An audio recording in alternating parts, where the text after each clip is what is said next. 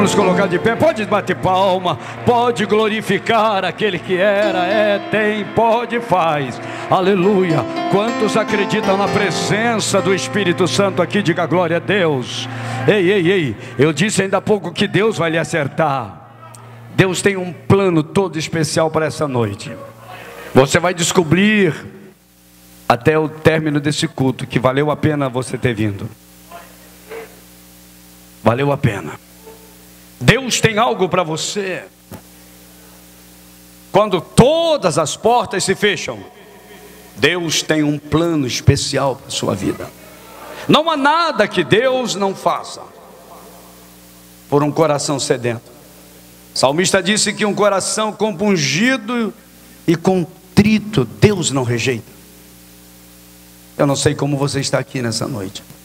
Eu posso falar de mim. Eu estou como um menino sedento. Eu estou sedento de Deus. A verdade é essa. Eu descobri esses dias que eu estou apaixonado por Jesus. E sabe, fazem alguns anos que eu sou pastor e tenho caminhado, mas eu tenho descoberto que viver em Deus é cada dia uma coisa nova. Como Deus é tremendo. Falei ainda há pouco, Deus não tem prediletos, Deus tem íntimo. Como eu quero ser íntimo de Deus. O lugar mais alto que eu pude encontrar ou alcançar na minha caminhada, eu acredito que ainda não cheguei no tornozelo, lá no tornozelo dos pés de Jesus. Mas aqui embaixo, eu me sinto muito preenchido e completamente feliz por saber que Ele é tão maravilhoso. Eu ainda não entendo por que Ele me escolheu, mas eu vou fazer de tudo para manter essa escolha, para ser fiel ao meu chamado. E quando eu abro a igreja hoje, por fé, esperando que a igreja estivesse cheia, não é? Mas eu estou aqui tão feliz, porque Ele não esmaga a cana quebrada, e Ele não apaga o pavio que fumega. Nele não há dúvida nem sombra de variações. O Espírito Santo sabe do meu coração. Como é bom poder receber alguém que nós confiamos e respeitamos. E eu quero que vocês façam isso como é de costume. Não no sentido de bater palma para homens, mas em louvor a Deus por receber um profeta entre nós. Dê uma salva de palma, reverendo Hernando Dias Lopes.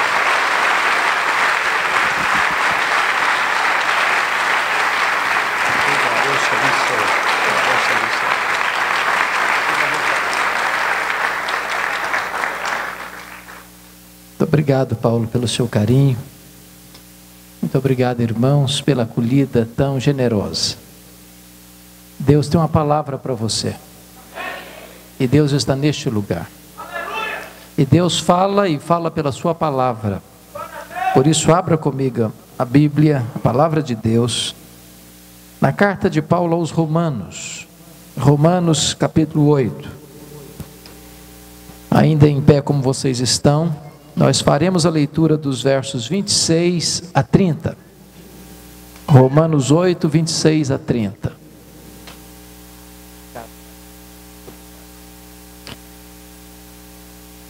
Os estudiosos da Bíblia costumam dizer que a carta de Paulo aos Romanos é a cordilheira do Himalaia de toda a revelação bíblica. E se a carta aos Romanos é a cordilheira do Himalaia, então Romanos 8 é o pico do Everest, é o ponto culminante. E Paulo escreve assim no verso 26, também o Espírito semelhantemente nos assiste em nossa fraqueza, porque não sabemos orar como convém, mas o mesmo Espírito intercede por nós sobremaneira, com gemidos inexprimíveis. E aquele que sonda os corações sabe qual é a mente do Espírito, porque segundo a vontade de Deus é que Ele intercede pelos santos. Sabemos que todas as coisas cooperam para o bem daqueles que amam a Deus, daqueles que são chamados segundo o seu propósito. Porquanto aos que de antemão conheceu, também os predestinou para serem conformes à imagem de seu Filho, a fim de que ele seja o primogênito entre muitos irmãos. E aos que predestinou, a esses também chamou. E aos que chamou, a esses também justificou. E aos que justificou, a esses também glorificou. Assentem-se, por favor.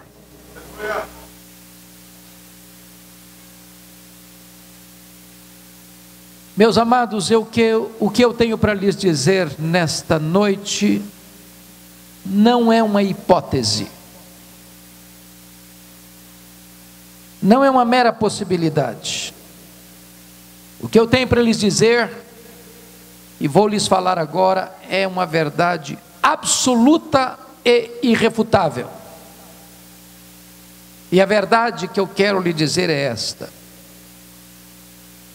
nem todas as pessoas que sonham, planejam e desejam vencer na vida, vencem na vida. Isso é um fato consumado. E eu quero ilustrar esse fato com a saga esportiva brasileira. Não quero me reportar ao vexame de 2014, mas quero remetê-los a 1950, quando o Brasil hospedou pela primeira vez uma Copa Mundial de Futebol. Naquela ocasião, a imprensa internacional apontava o Brasil como forte candidato a sagrar-se campeão do mundo. E para não frustrar a expectativa da imprensa, o Brasil abriu aquele campeonato goleando o México por 4-0. Logo em seguida empatou com a Suíça, aqui em São Paulo, por 2-2. Classificou-se para a fase seguinte, ganhando da então Iugoslávia por 2-0. A partir daí o Brasil transformou-se num fenômeno do futebol mundial, porque ele vai para a fase seguinte e goleou a Suécia por 7-1. Foi para a semifinal e goleou a Espanha por 6-1. E no dia 16 de julho de 1950, o Brasil entrou no Maracanã, então o maior estádio do mundo, com 199 mil torcedores, dependendo apenas de um empate com o Uruguai para sagrar-se campeão do mundo. Em toda a nação brasileira havia uma convicção inabalável de que o Brasil seria campeão do mundo. As bandeiras eram desfraldadas, as músicas eram entoadas nas praças. Para não frustrar de novo a expectativa, o Brasil entrou em campo e fez 1-0 no primeiro tempo. Quase que volta para o segundo tempo com a faixa de campeão no peito. Até os 21 minutos do segundo tempo, o Brasil ganhava o jogo por 1-0. Quando o Uruguai empatou o jogo. Mas o Brasil ainda era o campeão do mundo. Mas antes da partida encerrar, o Uruguai fez 2-1. O Maracanã cobriu-se de silêncio e a nação brasileira de lágrimas. A expectativa de vitória transformou-se em derrota amarga e fatídica. Eu quero dizer para você, entretanto, que este não é o destino dos filhos de Deus. Os filhos de Deus não têm apenas expectativa de vitória, os filhos de Deus têm garantia de vitória. Nós já somos mais do que vencedores em Cristo Jesus, nosso Senhor. A nossa vida não está solta como uma lasca de lenha jogada ao mar, jogada de um lado para o outro ao sabor das ondas. A nossa vida está nas mãos daquele que está sentado na sala de comando do universo. A nossa vida tem um propósito, como já foi dito aqui nesta noite. E esse propósito foi estabelecido por Deus lá na eternidade. Não existe acaso, não existe azar, não existe sorte, não existe misticismo, não existe olho gordo, não precisa ter medo de sexta-feira 13. Nem um fio de cabelo da sua cabeça pode ser tocado sem que Deus saiba, sem que Deus permita, sem que Deus tenha um propósito. Esse texto vai nos falar desse projeto de Deus em nos conduzir à sua glória. E a primeira verdade que eu quero destacar é a solidariedade de Deus, porque você nota o seguinte: também o Espírito semelhantemente nos assiste em nossa fraqueza, porque não sabemos orar como convém. E aqui o cristianismo diverge frontalmente da psicologia de autoajuda. A psicologia de autoajuda diz que você é vencedor porque você é forte, porque você tem o poder. Basta fazer cócegas no seu interior e levantar-se-á daí um gigante. A Bíblia diz exatamente o contrário.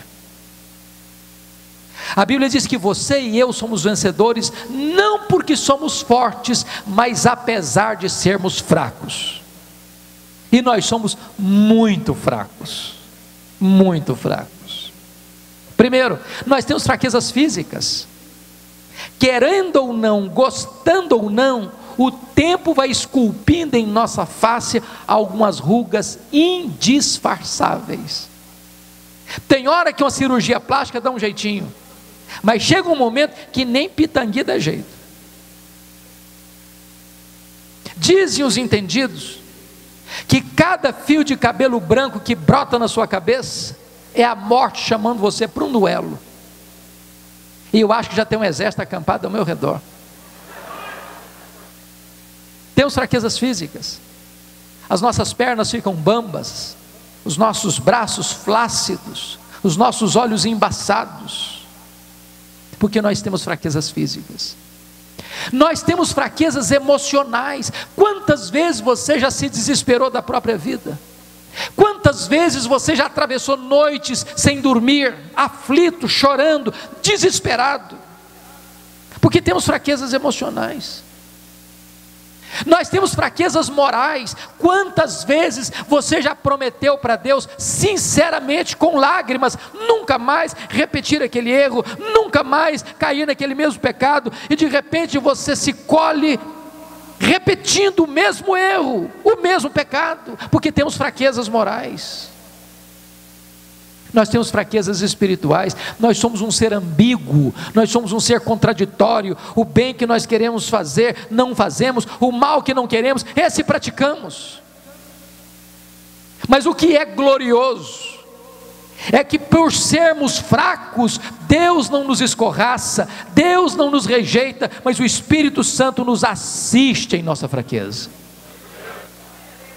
A palavra assistir, na língua grega, traz a ideia de que a vida é um fardo tão pesado que você não consegue carregar esse fardo sozinho. Então o Espírito Santo vem e pega esse fardo por você e leva esse fardo por você.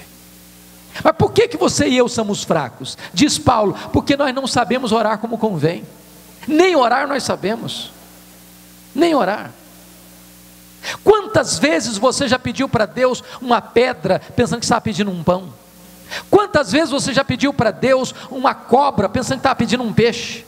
Quantas vezes você já pediu para Deus aquilo que haveria de destruir você, achando que estava pedindo aquilo que daria vida para você? Deus não dá o que você pede, Deus dá o que você precisa, Deus dá o melhor. Foi isso que Jesus nos ensinou. Ele diz assim: pedi, dar-se-vos-á, buscai e achareis, batei e abrir-se-vos-á, porque todo o que pede recebe, todo o que busca encontra, e todo o que bate abrir-se-lhe-á. Isso é o que Jesus ensinou. Às vezes nós entendemos o contrário. Às vezes a gente entende assim: todo o que pede recebe o que pede. Não, isso a Bíblia nunca ensinou. A Bíblia nunca ensinou isso. A Bíblia ensina que todo o que pede, recebe. Mas não diz a Bíblia que todo o que pede, recebe o que pede. Sabe por quê? Se isso estivesse na Bíblia, nós estaríamos perdidos. Nós não sabemos orar como convém. Pedis e não recebeis, porque pedis mal. Deixa eu ilustrar isso. Quando José do Egito estava preso, lá no Egito, ele queria sair da cadeia. Ele pediu ao copeiro para lembrar-se dele. O copeiro esqueceu-se dele. Ele ficou mais 2 anos mofando na cadeia. E você pergunta: mas onde está Deus, que deixa um filho seu inocente padecer de forma tão injusta? Sabe por que Deus não tirou José da cadeia quando ele queria sair de lá? Porque se José tivesse saído da prisão quando ele queria sair de lá, o máximo que ele teria sido era um bom lavador de copos no palácio de Faraó. Deus o deixou mais 2 anos na cadeia, porque nesse período Deus estava construindo a rampa do palácio para sair da cadeia e ser governador do Egito. Deus tem o melhor para você. Os caminhos de Deus são mais altos do que os seus, os pensamentos de Deus são os mais elevados que os seus. Então Deus nos assiste em nossa fraqueza, porque nós não sabemos orar como convém. Mas há uma segunda verdade nesse texto, não apenas a solidariedade de Deus, mas a compaixão de Deus. Veja o verso 26 ainda. Mas o Espírito semelhantemente não apenas nos assiste em nossa fraqueza, mas também está escrito: mas o mesmo Espírito intercede por nós sobremaneira com gemidos inexprimíveis. Meus irmãos, Deus nos ama tanto e está tão interessado na nossa vida, que dentro da Trindade, o Pai, o Filho e o Espírito Santo, nós temos 2 intercessores. Primeiro nós temos Jesus Cristo, nosso intercessor legal, forense, jurídico. Ele é o advogado justo, que vive para interceder por nós. Toda vez que chega uma acusação contra você no tribunal de Deus, Jesus Cristo se levanta e diz: Pai, por esse pecado aí, eu morri na cruz. Esse que está sendo acusado aí não deve mais nada, ele está quisto com a tua lei, ele está quisto com a tua justiça, porque a penalidade que ele devia sofrer, eu já sofri no meu corpo, lá na cruz do Calvário. Por esse pecado aí, eu já morri. Ele está quisto com a lei, ele está quisto com a tua justiça. Portanto a Bíblia diz: quem tentará acusação contra os eleitos de Deus? É Deus que os justifica. Quem os condenará? É Cristo Jesus quem morreu, ou antes quem ressuscitou, o qual está à destra de Deus e também intercede por nós. Louvado seja o seu nome. Mas agora Paulo diz que nós temos um segundo intercessor na Trindade. É o intercessor existencial, é o Espírito Santo. Se Jesus intercede por nós à destra de Deus, o Espírito Santo intercede por nós, em nós, ao Deus que está sobre nós. E de que maneira ele intercede por nós? De 3 maneiras. Primeiro, de forma intensa. Ele intercede por nós sobremaneira. É a mesma ênfase de João 3,16, porque Deus amou o mundo de tal maneira. Ele emprega toda a sua força, toda a sua inteligência, toda a sua energia, todos os seus atributos nessa oração, por você, em você, ao Deus que está sobre você. Segundo lugar, a intercessão do Espírito, além de intensa, ela é agônica, porque ele intercede por nós com gemidos inexprimíveis. Eu já li tantos comentários, eu já busquei tantos exegetas, eu já fui procurar tantas explicações, e a conclusão que eu chego é que ninguém conseguiu alcançar a profundidade do que Paulo está dizendo. Eu pergunto a vocês: o que é um gemido? Um gemido é uma expressão tão profunda de sentimento e dor que você não articula em palavras. Mas o Espírito Santo é Deus, e como Deus, ele conhece todas as línguas de todos os homens, todos os dialetos de todos os homens, de todos os lugares, de todos os tempos. Ele conhece a língua dos anjos, ele conhece a língua dos homens, ele conhece a língua do céu, ele conhece a língua da terra. E quando ele está orando por você, em você, ao Deus que está sobre você, ele não encontra sequer uma língua, nem no céu, nem na terra, nem dos anjos, nem dos homens. Então ele geme com gemidos inexprimíveis. Em terceiro lugar, a intercessão do Espírito, além de intensa e agônica, ela é eficaz, porque o verso 27 diz: porque é segundo a vontade de Deus é que ele intercede pelos santos. O Espírito Santo nunca desperdiçou uma oração por você, em você, ao Deus que está sobre você. Mas em terceiro lugar, esse texto nos fala da sabedoria de Deus. Veja o verso 28 comigo. Paulo começa dizendo assim: sabemos. E essa é uma palavra que vem da matemática, um termo exato. Ele não diz cogitamos, sentimos, imaginamos. Não, ele usa um termo técnico exato. Sabemos. Aqui não é a linguagem da conjectura hipotética, aqui é a linguagem da certeza experimental. Sabemos. E sabemos o quê? Que algumas coisas, que a maioria das coisas, que as melhores coisas, não, que todas as coisas cooperam para o bem daqueles que amam a Deus. Mas nós precisamos entender algumas coisas aqui para não tirarmos conclusões erradas. Primeiro, Paulo não está dizendo que tudo que acontece com você são coisas boas. Ele não está dizendo isso. Ele não está dizendo isso.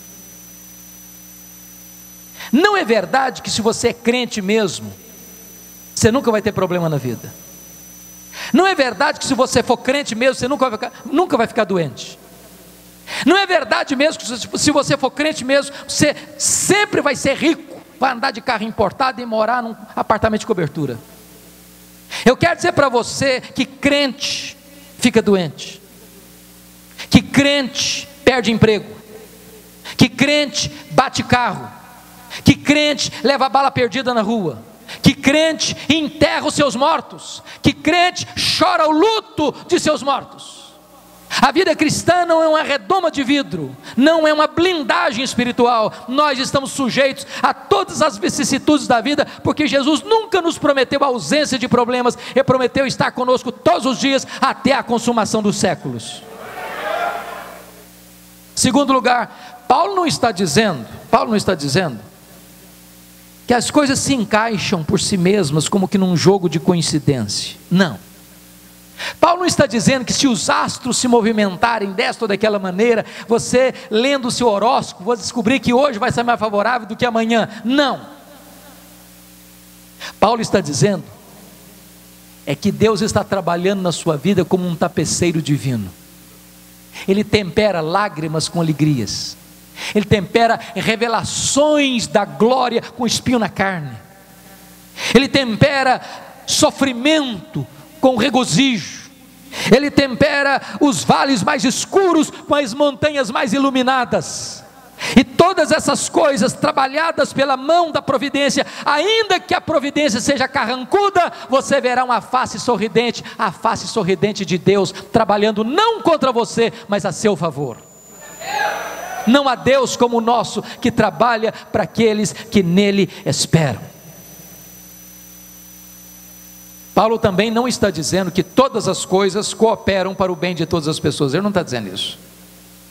A Bíblia diz que aqueles que semeiam na carne, da carne colhem corrupção. Mas se você ama Deus, então a sua vida, ou as rédeas da sua vida, estão nas mãos do Deus Todo-Poderoso. Ele está conduzindo você em triunfo.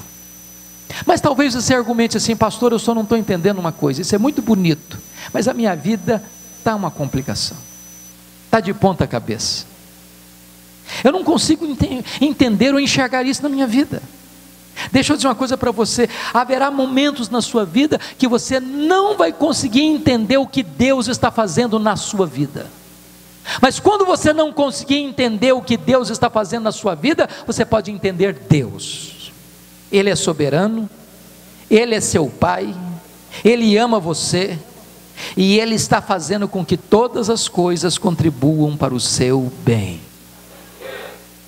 Eu fico olhando para a história de Jó. A Bíblia diz que não havia ninguém mais piedoso do que ele na terra. A Bíblia diz que ele era o homem mais rico da sua geração. A Bíblia diz que ele era um homem justo, que ele era um homem temente a Deus, que ele era um homem que se desviava do mal. Mas esse homem foi golpeado por golpes tão terríveis. Ele perdeu os seus bens, ele perdeu os seus filhos, ele perdeu a sua saúde, ele perdeu o apoio da sua mulher, ele perdeu o apoio dos seus amigos. Esse homem foi para a lona, esse homem foi para o vale, esse homem foi para o escoadouro de lixo, esse homem foi para a cinza.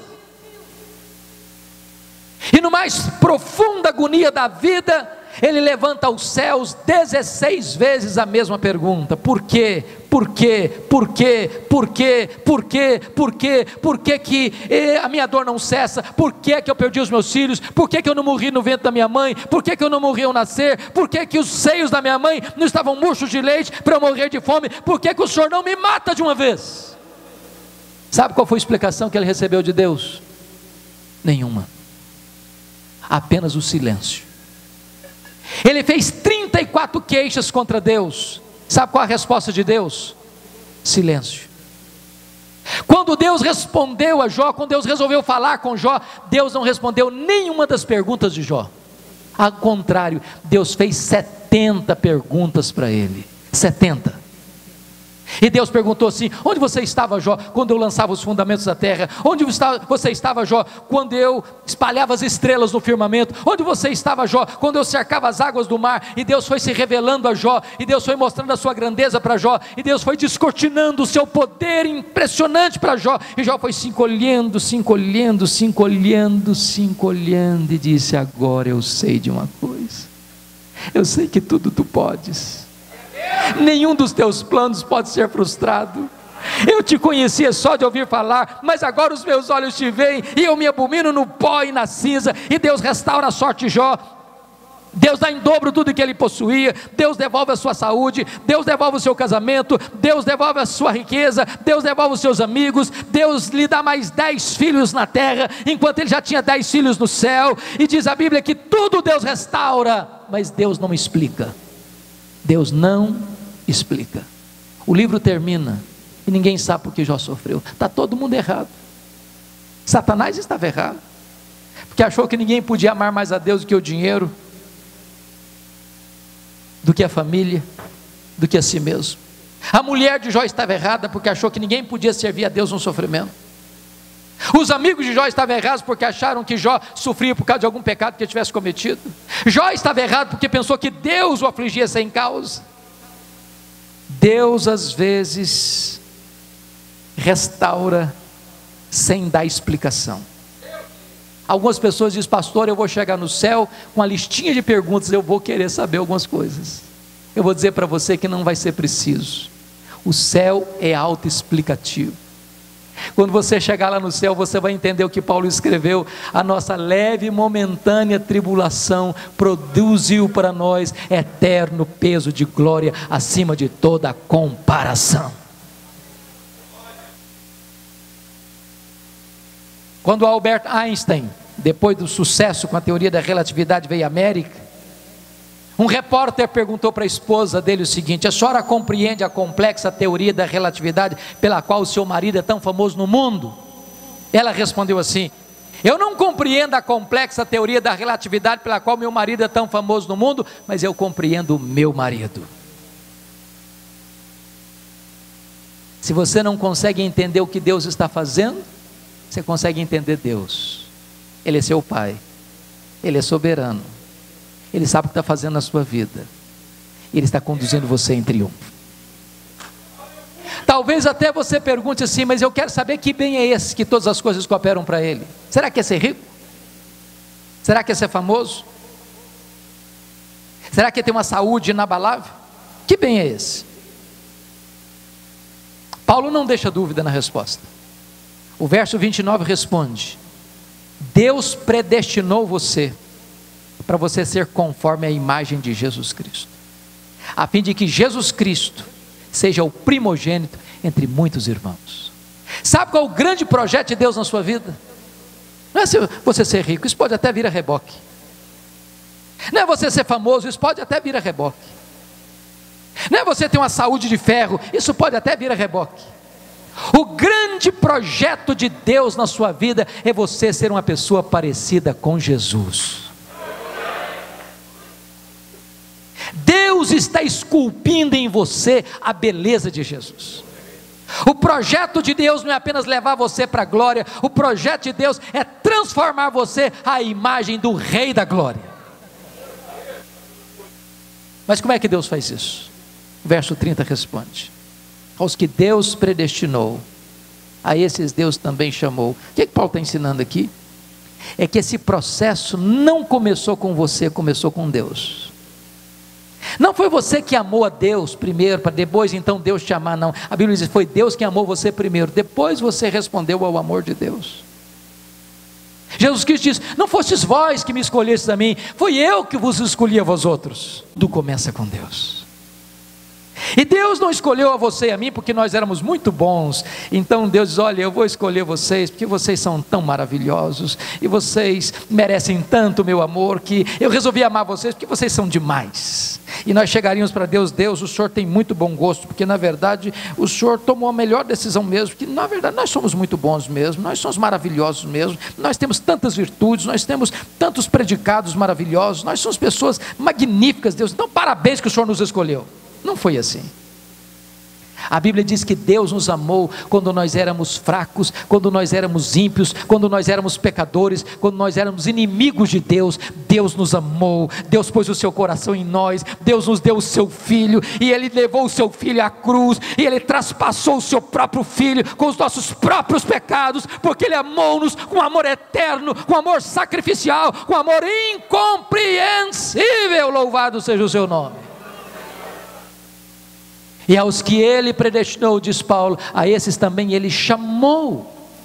E você sabe que há dois chamados, um chamado externo e um chamado interno, um chamado dirigido aos ouvidos e um chamado dirigido ao coração, um chamado geral e um chamado específico. Houve um dia que nós ouvimos o chamado de Jesus. As minhas ovelhas ouvem a minha voz. Quem sabe você leu um folheto caído no chão, quem sabe você escutou uma música e aquela música entrou na sua alma.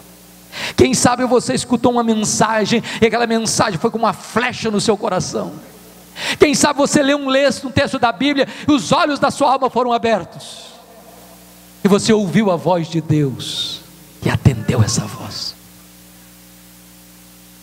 Deus chama na rua, chama no campo de futebol, chama no bar da esquina, chama na boate, chama no hospital, chama dentro de casa, chama na igreja. E a voz dele é poderosa, a voz dele despede chamas de fogo, a voz dele faz tremer o deserto, a voz dele penetra no nosso coração e muda o nosso coração de pedra num coração de carne. Louvado seja o seu nome. Um dia eu estava em Vitória, onde sou pastor há 30 anos, numa segunda-feira no meu gabinete pastoral, entrou um senhor de seus 30 e poucos anos, e disse: pastor, eu posso falar com o senhor? Eu disse: pode. E ele me disse: domingo, ontem à noite, eu estive aqui na igreja. Eu falei: é muito bom, o senhor é muito bem-vindo aqui. E ele me respondeu: mas eu não vim participar do culto. E eu perguntei: mas então o que o senhor veio fazer? Ele me respondeu: eu era um traficante, eu vim roubar um carro. E eu estava no pátio olhando os carros, escolhendo o carro que eu ia levar, quando de repente eu escutei uma música que brotava de dentro do templo, e eu fui atraído irresistivelmente por essa música. E quando eu entrei com meu revólver 38 na cintura, eu fui tomado por uma força maior do que a minha, e um poder irresistível entrou como uma flecha no meu coração, e eu reconheci quão pecador eu sou, quão miserável eu sou. Meu coração foi quebrado, a minha alma se angustiou por estar pecando contra Deus, e ali mesmo, pastor, com lágrimas nos meus olhos, eu me rendi ao Senhor Jesus Cristo. E eu corri para casa nessa mesma noite ontem, e eu chorava muito, e a minha mulher me perguntou: o que aconteceu com você, Ricardo? Alguém machucou você? E eu respondi para ela: pastor, não, querida, aquele homem que você conhecia morreu, eu sou um novo homem, eu sou uma nova criatura, eu ouvi a voz de Deus, e eu atendi essa voz. Deus chama irresistivelmente.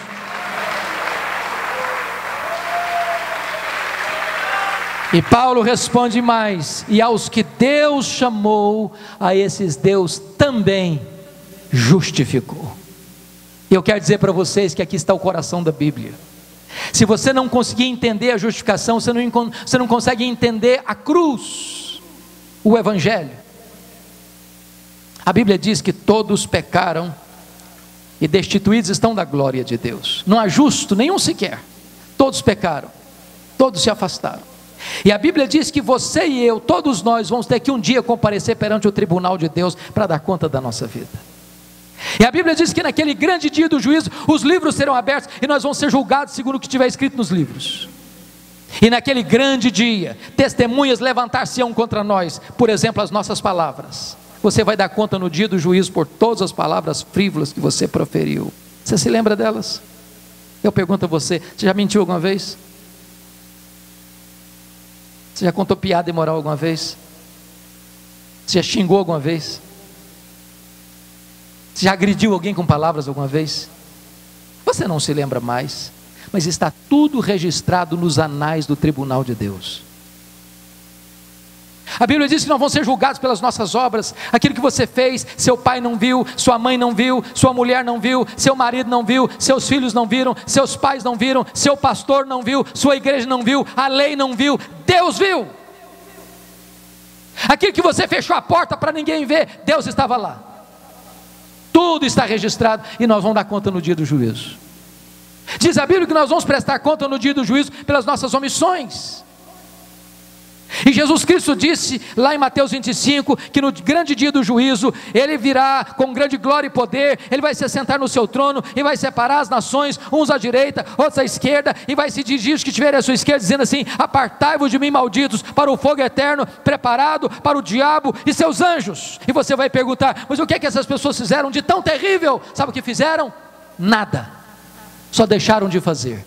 Estive com fome e não me deste de comer, estive com sede e não me deste de beber, estive nu e não me vestiste, estive preso e não fostes ver-me, doente e não me visitaste, forasteiro e não me abrigaste. E as pessoas vão dizer: mas Senhor, quando te vimos assim? E Jesus vai dizer: todas as vezes que deixaste fazer a um desses pequeninos, a mim o deixaste de fazer. Você pode estar dentro da sua casa, não falando mal de ninguém, não fazendo mal para ninguém, e cometendo um terrível pecado de omissão.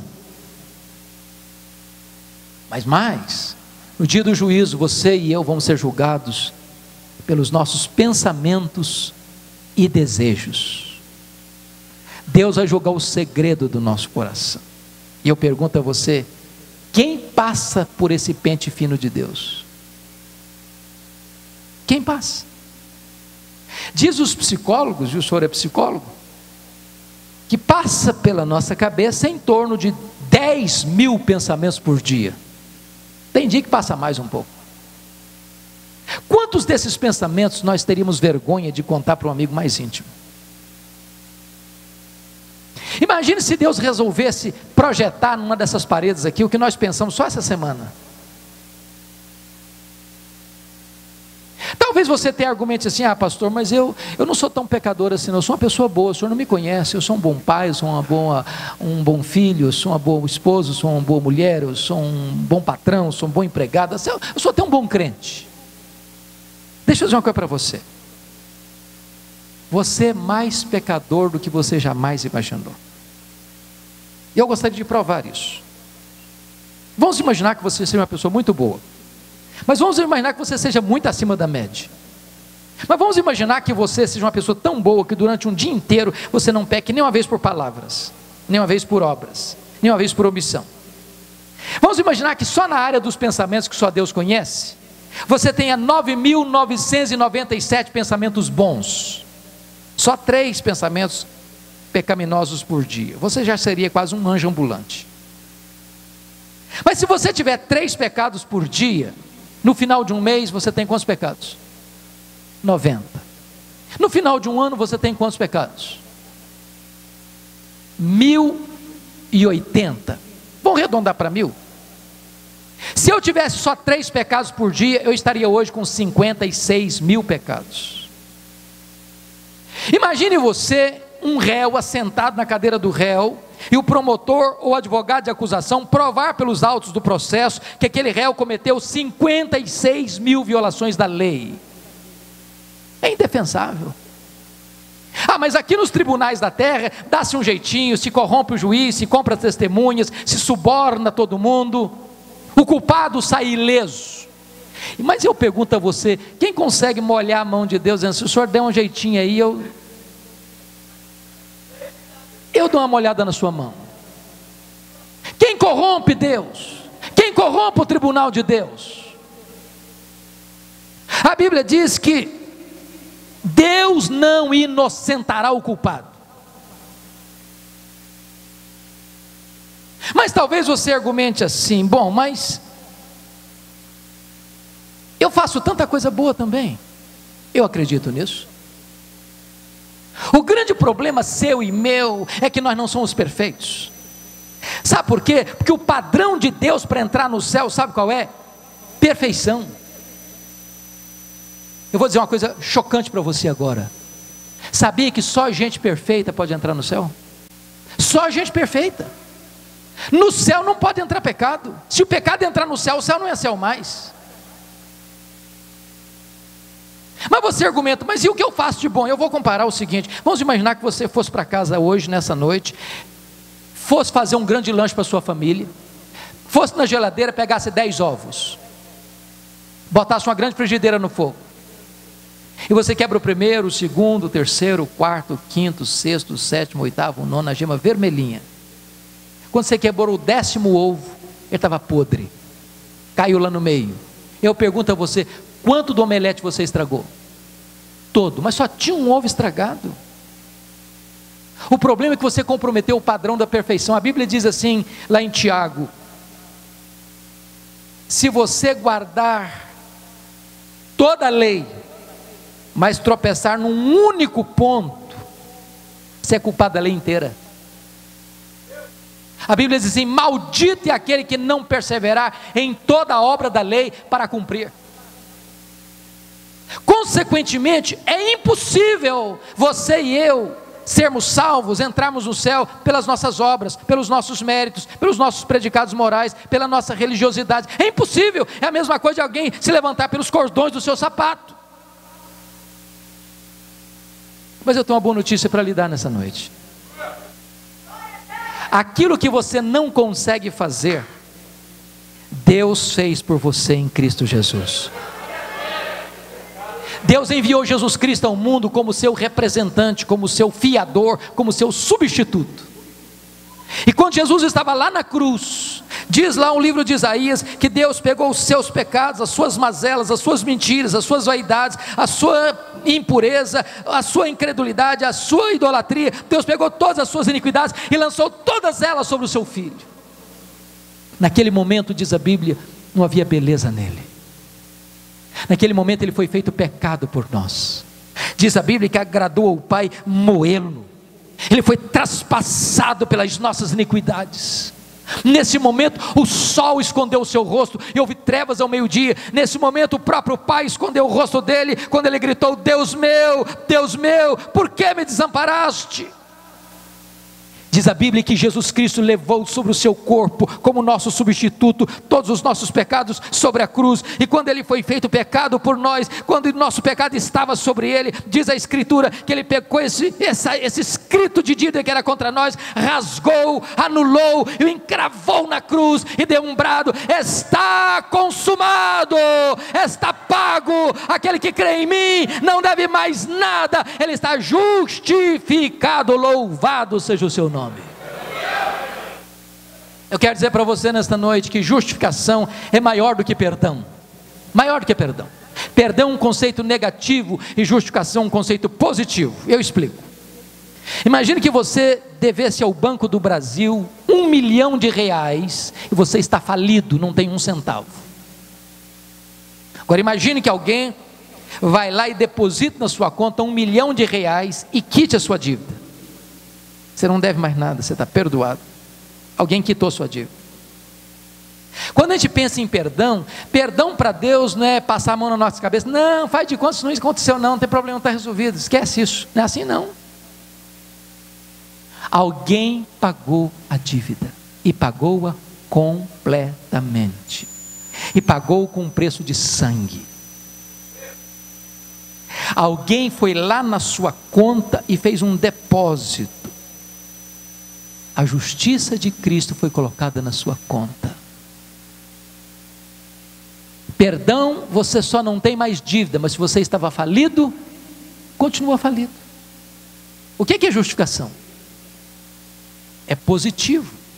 Aconteceram 3 transações na cruz. Primeiro, diz a Bíblia que Deus estava em Cristo reconciliando consigo o mundo, não imputando aos homens as suas transgressões. Como é que Deus fez? Deus não botou na minha conta a minha dívida.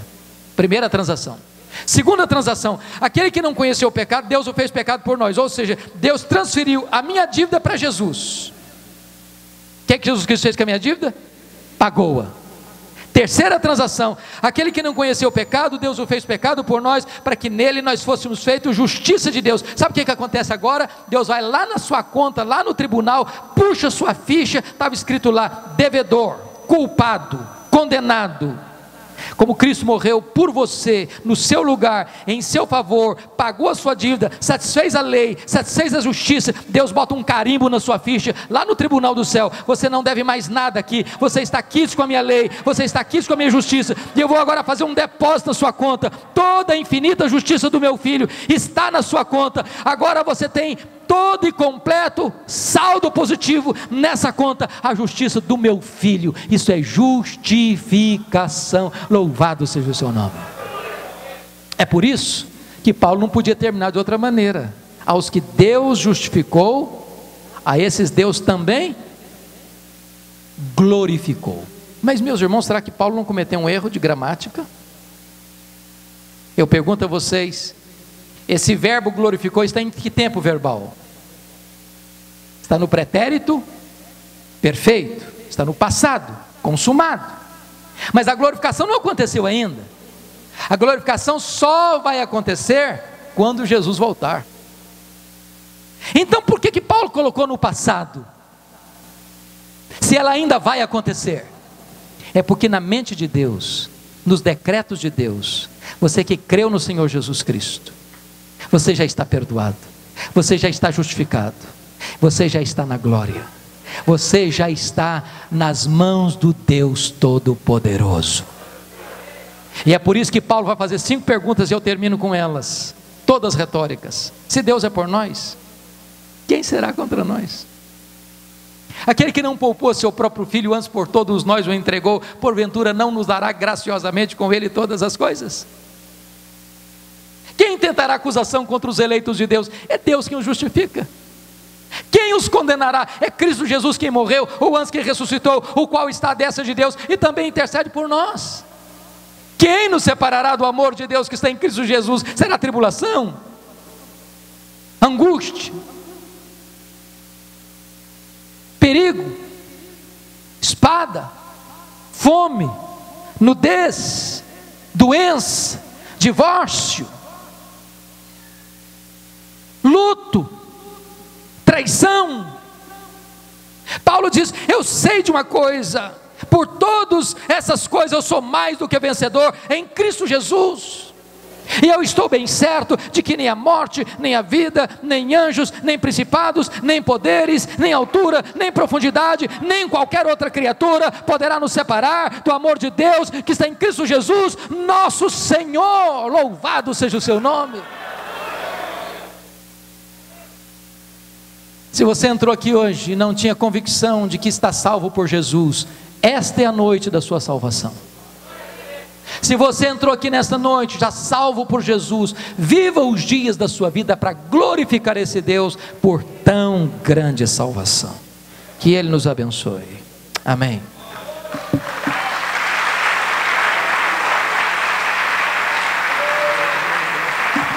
Oh, aleluia.